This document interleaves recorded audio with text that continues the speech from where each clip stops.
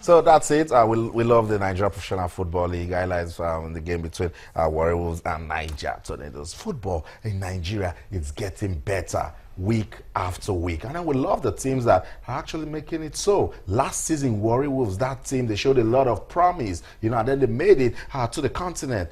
First game was a walkover. The opponent didn't show up. Second game, a lot of football fans, particularly those ones in Warri, they were optimistic that the team can beat Amarek. We knew it was going to be a very difficult game. But when Warri was considered in the 18th minute, I was one of those fans that said, look, they will come back. This is Warri Wolves. They will come back. But that game disappointingly ended Warri Wolves 0, Amarek 1. But the fans are saying, look, we don't like what is going on. We don't have new players. Only the goalkeeper and one defender. And on the club, they're staying optimistic. Coach says, look, we'll go there, we'll win.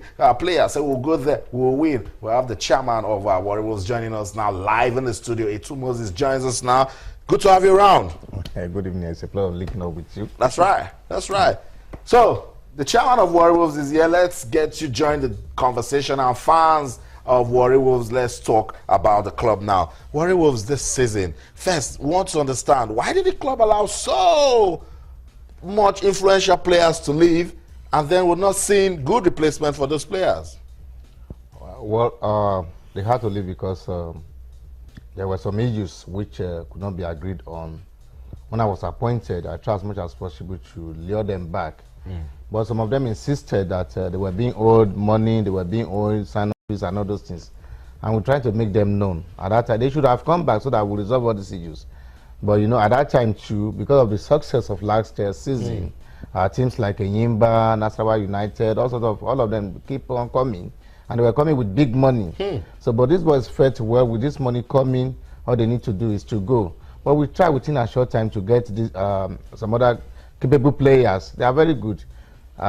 Like somebody like Dela Jibo that people have been talking about, to replace Okemute Oda, and some good ones of Sangala and Co.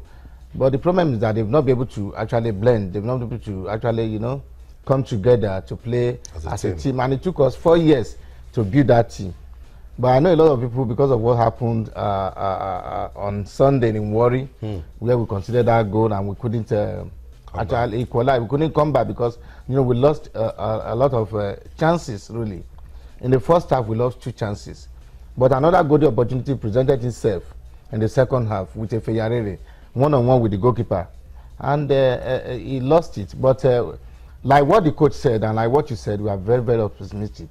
Because, for example, we are just watching Juventus now dealing with Bayern Munich over there. They play 2-2 over there, and they've gone to Germany now, and they are winning. And apart from that, Aqua United too, they won 1-0 away. Congo. But those people came back here and left, having defeated Aqua United via penalty.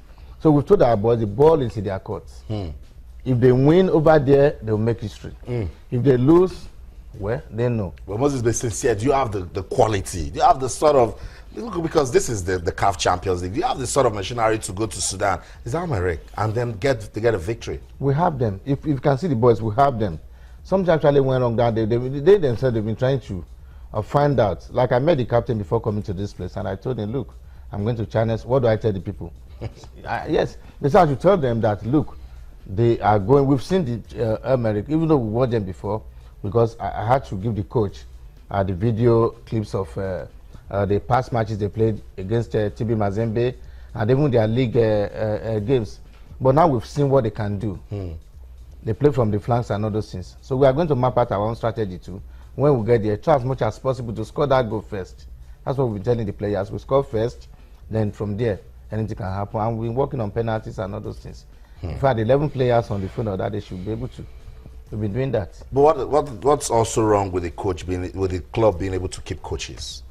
You see, when you're talking about the club, Paul Aigbogun, actually, the body language, I was in UK, and I tried as much as possible.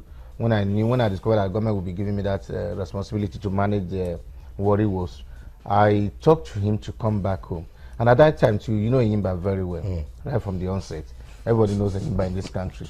If they want anything, they go for it. They don't even, Anyasi, we all know him, well respected. If he wants anything, he has it in his pocket there. And myself, my humble self just coming in. Those things, you understand what I'm saying? So they were able to lure Igogun away, and we retained Opodu. I believe Opodu can do it. Everybody believe Opodu will be able to step in successfully. And we started like that from the scratch. We're building a team when this year of negotiation crop up. And we invited Opodu. It is true we negotiate with you.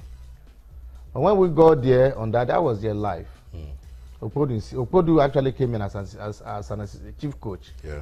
And we decided to retain him as a chief coach, not technical advisor. We didn't want to make that mistake of giving him that position of technical advisor, and when he faced to perform, you understand what I'm saying? We're very, very careful. Let's retain him as the chief coach and let's see what he can do. So on that day too, we brought our own package out and he insisted on collecting a particular thing. And we told him no. At this point in time, look at the economic situation of the country. We won't want to behave the way others behave. I want to fall into the same shoe the past chairman or the past administrators in Warri was, where they promised heaven and earth and they couldn't fulfill all those things. So let's give you something that we can pay. We've been telling the players, it is better we promise you, we tell you 5 naira instead of 10 naira, and at the end of the season we'll be dragging ourselves up and down. Let's tell you this is what we can pay and we'll give it to you. The government has told us what they can afford because we met with the government. We tabled our budget and they told us, look, we will be able to give you this. You can go for sponsorship and all those things. And government has fulfilled that aspect. So we told him, why not make sacrifice? This is your state. But he insisted on, I won't deceive you. He requested for 1.5 million. And I told him, no, we'll not be able to do that. Even after that, when he walked away, I called him the next day. Before going, I called him and said, what do you think we should give you last? This is what we can offer. I said anything less than 1 million I will not take. And we felt we will not be able to do that because we have a budget that we want to manage successfully. So we told him we will not be able to do that. And he said no, he was going. Likewise, the GM too at that time. GM insisted on collecting something. And we told him we cannot do that. So the coach that's there now, we call him a caretaker coach because he was with Delta Stars.